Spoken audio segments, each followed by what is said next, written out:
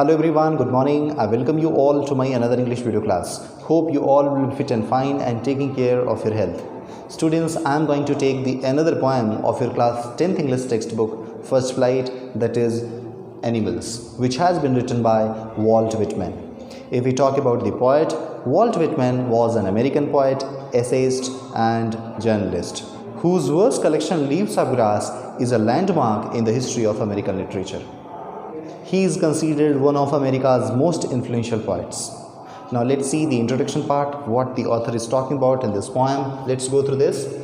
Here in this poem, Walt Whitman has shown the comparison between human beings and animals. He has pointed out the evils present inside the human brain which he thinks animals don't have. That is why he thinks that animals are much better than human beings. Okay, here the animals are being appreciated, being admired by the poet in this poem. The poet admires animals for being better than human beings. The poet wishes to live with animals and to experience a life where no one complains and where everyone is free of sins and sorrows. These are all the traits of animals are so charming for the poet that he wants to live with them and wants to experience a beautiful life being with them. Before going through the summary part, now let's take some of the selected keywords of this poem. So the first word that we have is placid, which means calm and peaceful. Then the next word that we have is whine, which means to cry. Then we have sins, which means a misdeed. Okay, any misdeed or any wrongdoing. Okay, जिसको आप हिंदी में पाप बोलते हैं, that is what? Sins. Demented, which means mad or disturbed. Okay, for that this word has been used. Kneels means bow down, jhukna. Then evince means to show, to demonstrate, to reveal. Okay. Then possession means ownership of something, that you all know, very common word. And then tokens, here tokens means the quality. Okay. So these are some of the words that you all should learn. Now let's go ahead and take the explanation part of this. The poet says that he wants to live in the world of animals. Here we can say that the poet finds the world of animals better than that of human beings. He further says that he finds animals more better, more peaceful than humans. He says so because animals are not running after worldly things. Okay, they are not having that much expectation as human beings have. They are not running after worldly things like human beings. They are calm and have no greed for worldly things.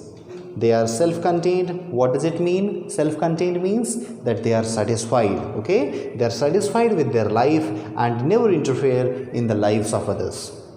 Just because of these all traits, the poet further says that these are all the reasons why he stands still and look at the animals for a very long time.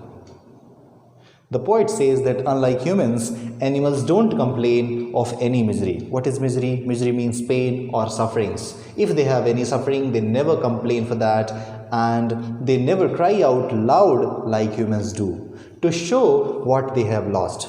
We generally, the humans, pass the whole day in regret. We keep on regretting and in this way we pass the day. But here it's not with the animals.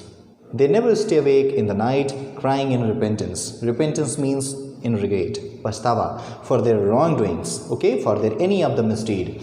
He further says that animals are truthful because they never boast of their good deeds just to have any kind of admiration.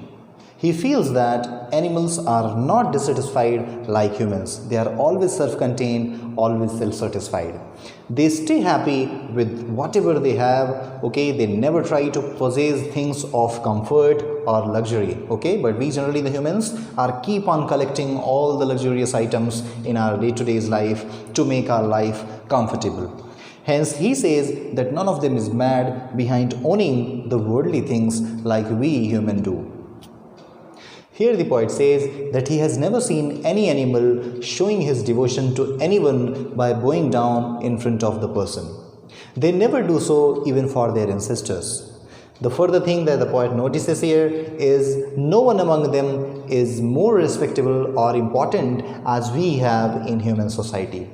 Students, as you all know that in our human society, the rich people are treated with great respect compared to the poor. So that's the difference that we notice in our society. It's not with them. They are not like human beings who find themselves the happiest or the saddest person on the earth.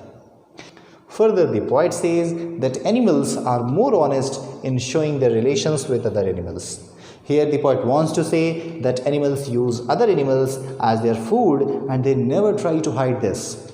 Whereas human beings show that they have nice and friendly relations with others, though the reality is opposite. So at last the poet introspects himself. Introspects means to look into himself.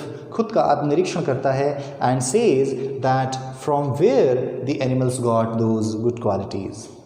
He further questions himself that where his own good qualities are gone. Did he leave them or had carelessly lost them somewhere? The qualities that were found in human beings in the past, like innocence, kindness, truthfulness, are now seen in animals. So, here in this poem, we find that the poet Walt Whitman admires the animals for being better than human beings. He praises them also for possessing all such good qualities that humans lack or have forgotten. So that's it for now. Thank you so much. Take care and good day.